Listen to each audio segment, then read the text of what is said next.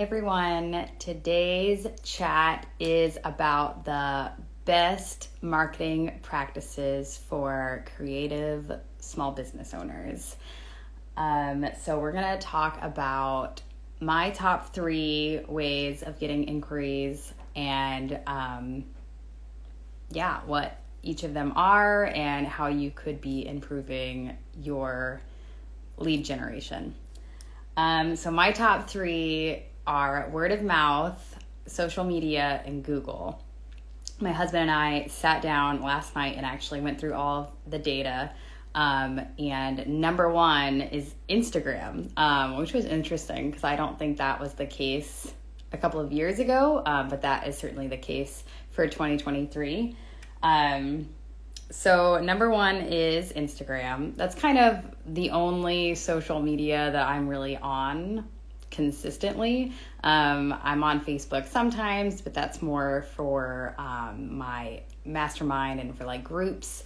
I don't think a lot of clients are finding me on Facebook. And I have not entered the world of TikTok, but I'm sure that is a great place for potential clients to find you as well. So when I say social media, I'm referring to Instagram because that's where I live.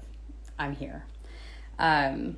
So it's important to have a good first impression. So if a potential client lands on your social media profile, what are they seeing? You want to come off approachable. They want to see your face. So make sure that you are looking at the camera in your profile picture and make sure that you are in your feed so they can see you, get to know you. People want to work with you.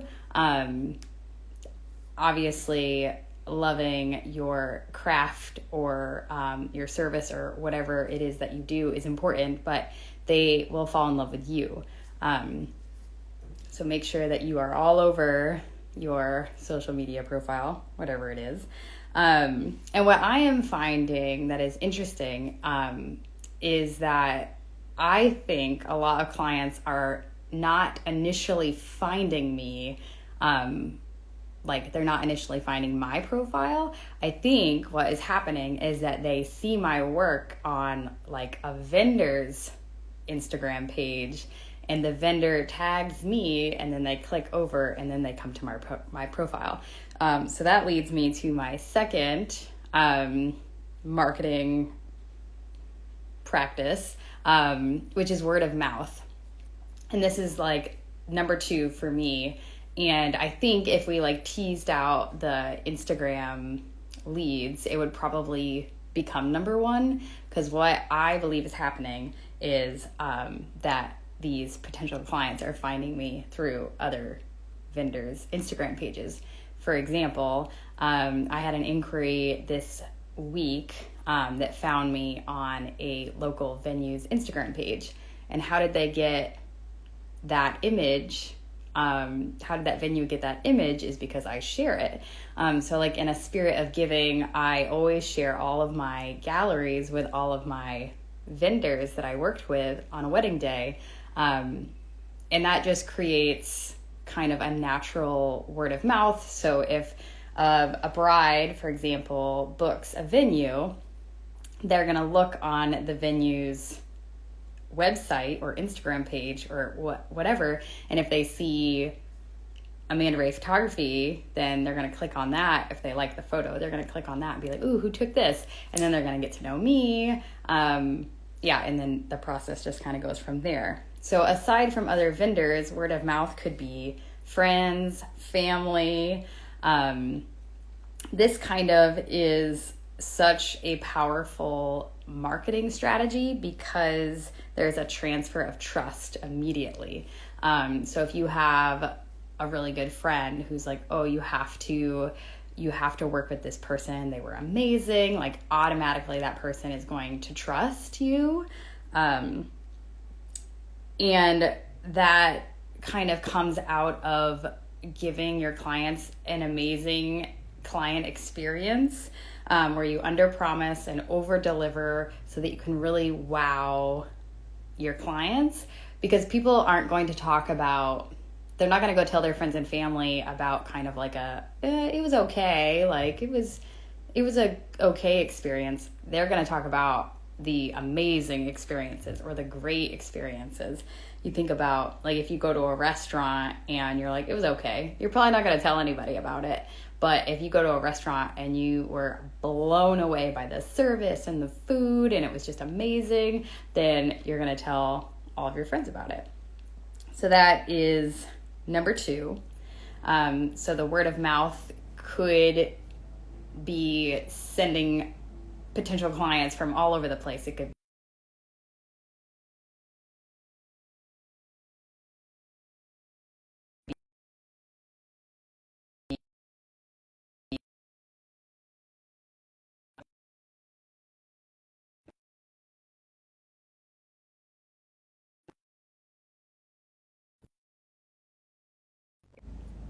the third one is Google. So I have a lot of clients that find me on Google, and this means that you really have to have your SEO in place. And what I find potential clients doing is I blog all of my weddings and I put the venue keyword all over the blog.